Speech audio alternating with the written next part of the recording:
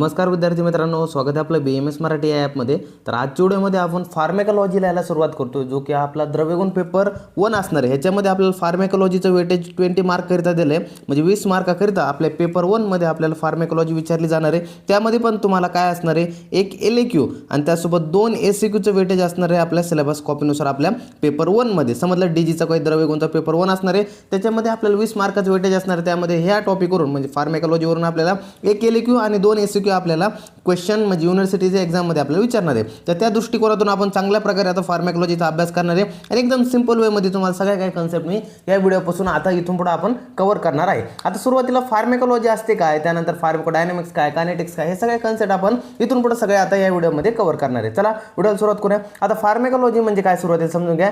Pharmacology the scientific study of a drug. Mainly काय म्हटलं, pharmacology अशी सायंटिफिक स्टडी ऑफ ड्रग म्हटले and their clinical effect on the body. Mainly pharmacology काय असतं, एक scientific study अशी म्हटले जी आपण काय म्हणतो वैज्ञानिक असा अभ्यास म्हटला आपला की कशाचा, ड्रग्सचा, आणि त्याचे जे काही क्लिनिकल इफेक्ट बॉडीवरती घडतं तर त्याचा अभ्यास करणं, याला काय म्हटलं गेलं, फार्मेकोलॉजी असं म्हटले. It is the fundamentally divided into 2 core branches. Mainly हे जर फंडामेंटली पाहायला गेलं ते 2 ब्रांचेसमध्ये डिवायडेड होतं. त्यामध्ये पहिली असते फार्माकोकायनेटिक्स, दुसरी असते फार्माकोडायनॅमिक्स. आता बरोबर आहे. आता फार्माकोकायनेटिक्स म्हणजे काय, फार्माकोडायनॅमिक्स म्हणजे काय, बऱ्याच विद्यार्थ्याला प्रश्न पडेल, सर फार्माकोकायनेटिक्स म्हणजे काय, सर फार्माकोडायनॅमिक्स म्हणजे काय, तर आम्हाला समजून सांगा. आता बाळांनो कसं असतं बघा, फार्माकोकायनेटिक्स आणि डायनॅमिक्स सिंपल आहे, दोघांमध्ये कायनेटिक्स. आता कायनेटिक्स म्हणजे काय असतं, जेव्हा बॉडी काय करते, ड्रग्स सोबत कसं ऍक्ट करते. मेनली काय म्हणतात, जेव्हा बॉडी ड्रग्स सोबत कसं ऍक्ट करते तर त्याला कायनेटिक्स असं म्हटलं जातं, आणि जेव्हा ड्रग्स बॉडी संग कसा ऍक्ट करतो त्याला डायनॅमिक्स असं म्हटलं जातं. आता नॉर्मली बघा, यामध्ये तुम्हाला दाखवतो डायनॅमिक्स मध्ये D ध्यानात ठेवा, तर D वरून ध्यानात ठेवायचं ड्रग्स, म्हणजे सुरुवातीला ड्रग्स कसा बॉडीवरती ऍक्ट होणार आहे त्याला आपण काय डायनॅमिक्स म्हणणार आहे, आणि कायनेटिक्स मधली बॉडी कशी ड्रग्स वरती ऍक्ट होणार आहे त्याला आपण काय म्हणतो, कायनेटिक्स असं म्हणणार आहे. समजलं. आता यामध्ये सिंपल बघा, फार्माकोकायनेटिक्स म्हणजे what the body does the mainly what the body does to the drug. Mainly body drugs सोबत काय करणार आहे ह्याला काय म्हटलं गेलं, फार्माकोकायनेटिक्स. आणि जेव्हा जे काही ड्रग्स आहे ते बॉडी सोबत काय करणार आहे ह्याला काय फार्माकोडायनॅमिक्स असं म्हणलं गेलं. समजलं. त्यानंतर आता फार्माकोकायनेटिक्स याला काय म्हटलं जातं, EDMA प्रोसेस. आता फार्माकोकायनेटिक्स मध्ये काय होणार तुम्हाला माहिती आहे, नॉर्मल जी काय आपली बॉडी ती ड्रग सोबत काय करणार आहे. आता हा आपला माणूस आहे आणि हे आपण पिल घेतली, एखादी गोळी वगैरे घेतली, पिल घेतली, आता ही काय जाणार आहे, माणसाच्या पोटात जाणार आहे आणि ती कशा प्रकारे ऍक्ट करणार आहे तर त्याला काय आपण म्हणतो, फार्माकोडायनॅमिक्स. मेनली ड्रग कसा ऍक्ट करणार आहे बॉडीमध्ये त्याला आपण काय म्हणतो, डायनॅमिक्स असं म्हणतो. आणि जेव्हा बॉडी जी काय आपली बॉडी आहे तर बॉडी कशी पिलवर म्हणजे काय औषधी म्हणजे काय आपण मेडिसिन घेतलं त्याच्यानुसार बॉडी कशी चेंजेस म्हणजे काय त्याच्यावरती काय इफेक्ट करणार आहे त्याला आपण काय म्हणतो, कायनेटिक्स असं म्हणतो. आता सिंपलमध्ये आता हे बघा, सुरुवातीला आता कायनेमॅटिक्सची जी काही प्रोसेस असते म्हणजे मेनली फार्माकोकायनेटिक्स त्याला आपण 4 जे काही प्रोसेसने समजून घेतो, ADME. आता ADME म्हणजे काय की ॲब्झॉर्प्शन, डिस्ट्रीब्युशन, मेटाबॉलिझम आणि एक्सक्रीशन, हे 4 प्रोसेसद्वारे आपण काय होतं फार्माकोकायनेटिक्स समजून घेत असतो. सुरुवातीला ॲब्झॉर्प्शन म्हणजे काय, डिस्ट्रीब्युशन म्हणजे काय, मेटाबॉलिझम म्हणजे काय आणि एक्सक्रीशन म्हणजे काय समजून घ्या. आता ॲब्झॉर्प्शन म्हणजे काय होणं, एंट्री होणं, ड्रग्स बॉडीमध्ये येणं. डिस्ट्रीब्युशन म्हणजे काय, जो काही ड्रग आहे तो पूर्ण बॉडीमध्ये ट्रॅव्हल करणं. आणि मेटाबॉलिझम म्हणजे काय, तो ड्रग आहे तर त्याचं ब्रेकडाऊन होणं. आणि त्यानंतर एक्सक्रीशन म्हणजे तो ड्रग बॉडीच्या बाहेर निघून जाणं म्हणजे एक्झिट करणं. समजलं. हे 4 सिंपल प्रोसेस असतात. आता यामध्ये काय म्हटलंय, जो काही ॲब्झॉर्प्शन आहे तर ॲब्झॉर्प्शन कसं म्हटलंय, how the drug enter the systemic circulation from the it's side of administration. Mainly हा जो काही ड्रग आहे तो एंटर कसा करतो सिस्टमिक सर्क्युलेशनमध्ये. आता सिस्टमिक सर्क्युलेशन म्हणजे काय, सिस्टमिक सर्क्युलेशन म्हणजे काय, जे काही ब्लड सर्क्युलेशन. आता ब्लड सर्क्युलेशनमध्ये ड्रग कसा एंटर करतो, कुठून, इट्स साइड ऑफ ॲडमिनिस्ट्रेशन. जे काही साईड म्हणजे जिथून घेतलंय आपण, समजा माउथ घेतलाय आपण, त्यानंतर IV रूट घेतलाय, त्यानंतर ॲनल रूट, ॲनोलेक्ट्रल रूट म्हणतो आपण त्याला. हे विविध जे काय असतात ॲब्झॉर्प्शन म्हणजे मेनली काय ॲडमिनिस्ट्रेशन रूट असतात ड्रगचे, बरोबर. आता यामध्ये काय म्हटलंय, ड्रग कसा तिथून काय होतो ब्लड सर्क्युलेशन मध्ये कसा येतो, ॲब्झॉर्प्शन असं म्हटलं जातं. ॲब्झॉर्प्शन म्हणजे काय होणार आहे की काय होणार त्याचं की एक प्रकारे आपण काय म्हणतो, ॲब्झॉर्प्शन म्हणजे काय होणार आहे की त्याचं एक प्रकारे आपण काय म्हणतो की तो सोसला कसं जाणं, मेनली बॉडीमध्ये तो जाणं कसं. आता मेनली तुम्हाला माहिती आहे, आता हा आपला काय असणार, आता मेनली मी तुम्हाला समजून सांगतो, एक मिनिट. आता हा बघा, हे आपलं ब्लड आहे, बरोबर, हे आपलं ब्लड आहे. आता ब्लडच्या बाहेर हा आपला काय ड्रग आहे. आता हा काय करतो, हा ड्रग आहे तर हा काय करतो, हा जो काही सेल मेम्ब्रेन असेल, प्लाझ्मा मेम्ब्रेन, त्यांना काय करतो, पार करतो आणि त्यानंतर बॉडीमध्ये काय होतं, ॲब्झॉर्ब होतो आणि नंतर सिस्टमिक सर्क्युलेशनमध्ये पार्टिसिपेट करतो. समजलं. तर त्याला ॲब्झॉर्प्शन. आता त्यामध्ये काय म्हटलंय, passing from the stomach or intestine in to the blood stream. Mainly काय घेतलं आपण, पिल वगैरे घेतली तर ती कुठे गेली, पोटात गेली, पोटातून कुठे झाली, ॲब्झॉर्ब झाली आणि ती कुठे ब्लड स्ट्रीम म्हणजे आपल्या रक्तमार्गात गेली. आता डिस्ट्रीब्युशन, आता जे काही रक्तमार्गात जे काही आपलं मेडिसिन आलं, जे काही ड्रग्स आले ते आता पूर्ण बॉडीमध्ये कसं प्रसार प्रसार होतं त्याला ट्रॅव्हलर म्हटलं आपण, म्हणजे डिस्ट्रीब्युशन असं म्हणतो आपण त्याला. तर ह्यामध्ये काय म्हटलं बघा, how the drug travel through the blood stream to the spread across the fluid and target, जे काही टार्गेटेड टिश्यू म्हटले. आता यामध्ये काय म्हटलं, जो काही ड्रग आहे तो पूर्ण बॉडीमध्ये कशा प्रकारे ट्रॅव्हल करतो, जसं की काय म्हटलं ब्लड स्ट्रीमद्वारे कसा पूर्ण बॉडीमध्ये प्रवास करतो आणि त्यासोबत पूर्ण बॉडीमध्ये कसा स्प्रेड होतो आणि जे काही फ्लूइड असेल आणि टार्गेटेड टिश्यू असेल तर त्याच्यामध्ये कशा प्रकारे हा जातो, तर ह्याला काय म्हटलं जातं, डिस्ट्रीब्युशनचं म्हटलं जातं. आता मेटाबॉलिझम म्हणजे काय होणार, त्याचं पूर्ण ब्रेकडाऊन होतं. आता सगळ्यांना माहिती आहे प्रायमरी जे काय असणार आहे आपलं, तर प्रायमरी जे काही मेटाबॉलिक साईट कोणती असणार आहे, तर लिव्हर असणार आहे. म्हणजे लिव्हरमध्ये काही जर तुम्ही घेतलं, खाल्लं पिल्लं काही घेतलं तर पहिलं कुठं जातं, तर लिव्हरमध्ये काय होतं, त्याला मेटाबॉलिक काय केलं जातं, ॲक्टिव्हिटी पहिली केली जाते. म्हणजे तो पहिल्यांदा सुरुवाती लिव्हरमध्ये जातो, लिव्हरमध्ये त्याला चेक केलं जाते हा कसा आहे काय, आणि नंतर त्याचं ब्रेकडाऊन केलं जातं. कॉम्प्लेक्स मोलकचं जे काय असतं तर त्याचं ब्रेकडाऊन केलं जातं आणि नंतर त्याचं काय ब्रेकडाऊन झाल्यानंतर पूर्ण बॉडीमध्ये तो ॲब्झॉर्ब करायसाठी पाठवला जातो. समजलं. आता यामध्ये काय म्हटलं, मेटाबॉलिझम काय म्हटलं, ब्रेकडाऊन म्हटले. How the body chemically alter the drug mainly in the liver to the make it easier to deactivate and eliminate. Mainly काय म्हटलं, जो काय बॉडीमध्ये जो काही केमिकल वगैरे गेलाय तर त्याला ड्रग गेलाय तर त्याला काय होलं, मेनली लिव्हरमध्ये काय केलं जातं, तर त्याला डिॲक्टिवेट केलं जातं आणि त्याला इलिमिनेट करण्याचं काम, म्हणजे मेनली त्याला काय केलं, ब्रेकडाऊन केलं जातं एक प्रकारे, की त्याचं बारीक ब्रेकडाऊन केलं जातं आणि ब्रेकडाऊन केल्यानंतर काय केलं जातं, पूर्ण बॉडीमध्ये त्याचा प्रसार वगैरे केला जातो. तिथून पुढे मग काय होतं, जे इनॅक्टिव्ह फॉर्म असेल तर त्याला काय केलं जातं, की हे काय एक्सक्रेशन थ्रू बॉडी काय काढलं जातं. आता जे काही इनॅक्टिव्ह फॉर्म जे काही मेटाबॉलाइट्स तयार झाले तर त्याला आपल्या बॉडीचे म्हणजे इनॅक्टिव्ह मेटाबॉलाइट्स तयार झाले त्यांना बॉडीच्या बाहेर काढायचं. मग कसं काढणार आपण, एक्सक्रेशन थ्रू काढणार. तर काय म्हटलं, the final physical removal of the drug or broken down metabolites from the body primarily via the kidney आणि युनी. मेनली काय जे काही फायनल जे काही फिजिकल जे काही म्हणलं, फायनल जे काही प्रोडक्ट वगैरे बनलं आपण जे काही मेटाबॉलाइट्स वगैरे म्हटलं ना, जे काही मेटाबॉलिझम प्रोसेसमध्ये बनलंय तर जे काही ड्रग्सचं काही फायनल प्रोडक्ट उरलेलं आहे तर त्याला जे काही ब्रेकडाऊन करून मेटाबॉलाइट्स वगैरे झाले तर त्याला बॉडीच्या बाहेर काढलं जातं. प्रायमरली कुठे किडनी थ्रू काढलं जातं आणि त्यानंतर आणखी कोणतं असतं की जे काही फिसेस होतं आपण तर म्हणजे शौच थ्रू तर जीआयटी ड्रग बॉडीच्या बाहेर काढलं जातं. समजलं. त्यानंतर फार्माकोडायनॅमिक्स आता समजून घ्यायला आपण मेकॅनिझम ऑफ ॲक्शन असं म्हणतो. त्यामध्ये काय म्हटले, मेनली जो काही ड्रग आहे तो ड्रग कसा बॉडीवरती ॲक्ट करतो, जो ड्रग आहे तो बॉडीवरती कसा ॲक्ट करतो त्याला आपण काय फार्माकोडायनॅमिक्स असं म्हणतो. असं सिंपल भाषेमध्ये समजून घेतलं तर आता याच्यामध्ये बघा दोन प्रोसेस येतात, जसे की अगोनिस्ट आणि दुसरं ते अँटागोनिस्ट. आता अगोनिस्ट आणि अँटागोनिस्टमध्ये काय सिंपल सांगतो, आता काय असतो, जो काही रिसेप्टर असतो आपल्या बॉडीमध्ये अशा प्रकारे हा रिसेप्टर असतो आणि अशा प्रकारे आपला ड्रग असतो. आता रिसेप्टर जो असतो तो काय करतो, लॉक म्हणून ॲक्ट करतो आणि जो काही ड्रग असतो तो आपला काय करतो, की म्हणून ॲक्ट करतो. आणि जेव्हा हे काय होतात दोन्ही मिक्स होतात तर तिथे काय होतं, लॉक अँड की काय होतं की एक प्रकारे लॉक अँड की कन्सेप्ट म्हणून घडून येते. आता लॉक अँड की म्हणजे काय होणं, जेव्हा काय होतं एखाद्या रिसेप्टरला ड्रग अटॅच होतो ते लॉक अँड की झालं.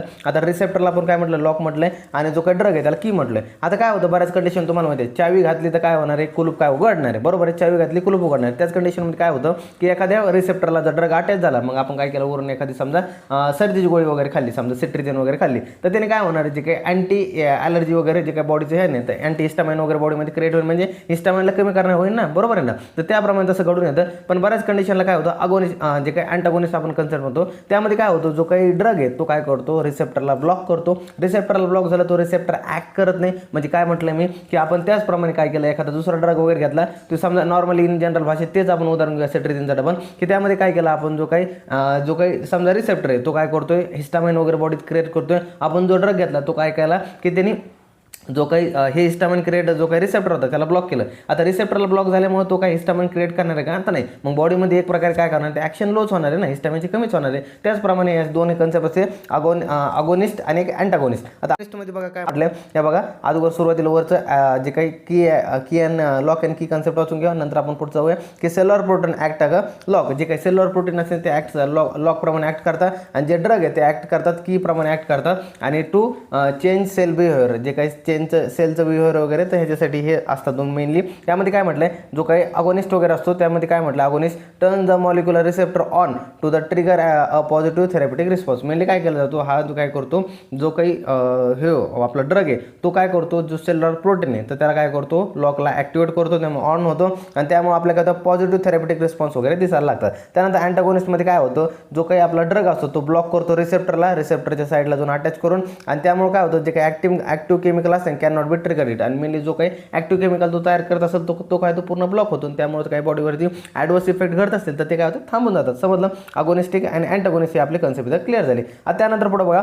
Dose response principal. आता डोस रिस्पॉन्स प्रिन्सिपल म्हणजे की तुम्हाला कन्सेप्ट समजतो. आता बघा नॉर्मल काय असतो आपला काय असतो हे बघा इकडे ॲक्शन इकडे असते आपले डोस. आता काय होतं जसं आपण डोस वाढवलं तसं ॲक्शन वाढते, जसं डोस वाढवलं तसं ॲक्शन वाढतं, जसं डोस वाढवलं तसं ॲक्शन. आणि एक टायमाला काय डोस आपण वाढतो आणि ॲक्शन काय होते कॉन्स्टंट होते. बरोबर हे सगळ्यांना ग्राफ माहिती आहे की जसं आपण डोस वाढतो तसं काय होतं नॉर्मली ड्रगची ॲक्शन वगैरे वाढत असते. जसं जसं डोस वाढवला तसं ॲक्शन वाढले, डोस वाढला ॲक्शन वाढले, डोस वाढला ॲक्शन वाढले, डोस वाढला ॲक्शन वाढले. बरोबर एक टाइम झाला की ॲक्शन काय झाली कॉन्स्टंट झाली. बरोबर ही कन्सेप्ट म्हणजे काय झालं की आपलं डोस रिस्पॉन्स प्रिन्सिपल. आता यामध्ये काय होतं जसं आपण काय होतं डोस वाढवत जातो तशी काय होते ड्रगची ॲक्शन सुद्धा वाढते. पण एका ठराविक टायमानंतर काय होते डोसची जे कन्सेप्ट असेल म्हणजे काय होतं डोसचं जर प्रमाण जास्त झालं तर काय होतं एक टायमाला रिस्पॉन्स सुद्धा काय होतं एक प्रमाणाला कॉन्स्टंट होऊन जातो. समजलं. यामध्ये तेच म्हटलं ॲन इन्क्रीज इन काय म्हटलं एक मिनटं हां an increase in drug dosage correlate directly with the stronger effect up to the maximum प्लुटोज सेफ्टी लिमिट. म्हणजे जे काय सेफ्टी लिमिट असेल तर तोपर्यंत काय होतं जसं डोसची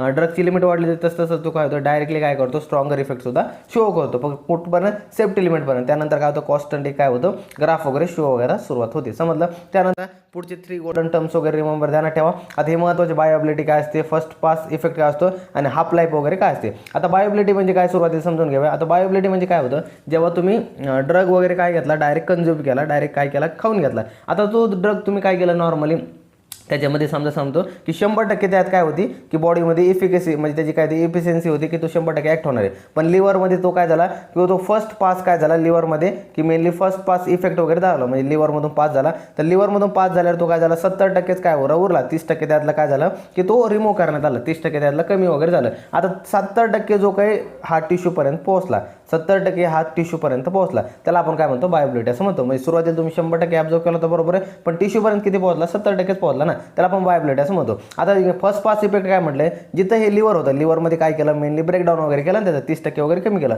तर त्याला काय म्हटलं आपण फर्स्ट पार्ट इफेक्ट म्हणतो. कुठं काढला लिव्हरमध्ये. आता हाफ लाईफ वगैरे समजून घ्या. हाफ लाईफ म्हणजे काय असतं जेवढा काय ड्रग्स असतो. आता मेनली ही कन्सेप्ट खूप भारी बरं का हाफ लाईफ वगैरे. आता एखादा तुम्हाला सांगतो नॉर्मली 100 mg ची गोळी होती तिला काय झालं तुमच्या बॉडीमध्ये 6 तासांनी काय झालं 6 तासांनी 50 mg झाली. पुढच्या 6 तासांनी पुन्हा काय झाली ही 25 mg झाली. हां पुढच्या डबल 6 तासांनी 12.5 झाली 12.5 झाली. आणि टाईम कॉन्स्टंट असतो बरं का 6 तास टाईम कॉन्स्टंट असतो. त्यामध्ये काय होती की ती अर्धी कधी होती म्हणजे हाफ लाईफ कधी होती. मेनली काय होतं हा जो काही ड्रग घेतला आपण हा ड्रगचा बॉडीमध्ये गेल्यावर त्याचं प्रमाण अर्ध किती प्रमाणात होतं म्हणजे मेनली तुम्ही 100 mg ची गोळी घेतली तर 6 तासांनी ती काय होती 50 mg होती. बरोबर. तर 6 तासांनी 50 mg होती तर त्याचा 6 तास जो झाला तो हाफ लाईफ झाला. तर हाफ लाईफ पिरियड त्याचा काय झाला 6 तास झाला. समजलं. आता एक समजून घ्या. आता बघा बायोबिलिटी काय म्हटलं the exact the percentage of administration of drug dose the successfully reaches the active systemic circulation unchanged. Mainly काय होतं जो काही आपण बॉडीमध्ये घेतलाय तर बॉडीमध्ये काय म्हटलं तर एक्झॅक्ट पर्सेंटेज मेनली